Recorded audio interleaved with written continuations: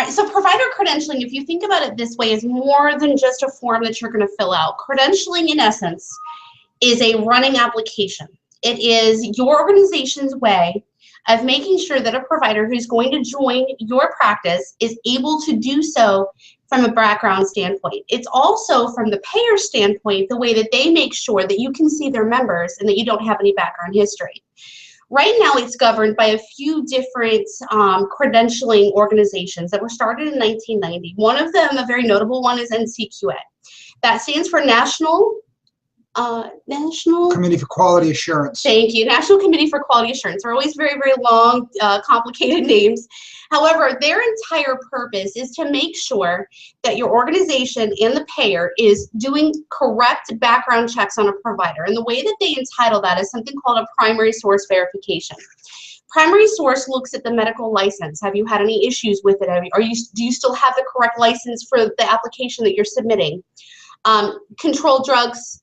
Both the DEA and the state level. They look at your work history to make sure that you've got 10 years of work history from the time that you stopped medical school to current. They look at your boards. Are you board certified? Are you board certified in the correct specialty that you're applying for? Education.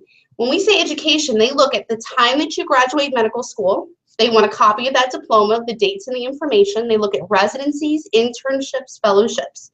And they really make sure that everything you indicate on your application is correct. The next thing that we look for is malpractice claims. So a lot of payers make sure that within a 10-year period, you've had no malpractice claims. If you do have malpractice claims, this is okay, but you have to provide an explanation of what occurred in that particular malpractice case.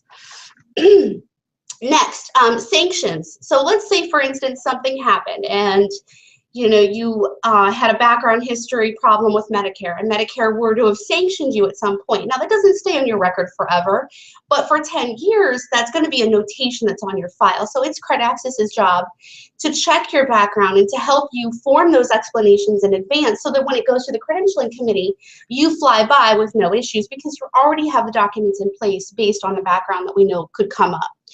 The next one is checks that are done by the Office of Inspector General, or OIG. OIG's job is to make sure that not only that you've had no sanctions for Medicare, but you've also had no sanctions for Medicaid, which means you haven't had any fraudulent billing in the past that could cause you issues there.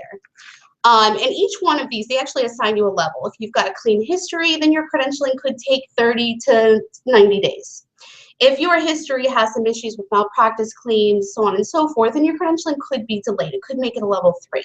So our job is to make sure that all the documentation is in place.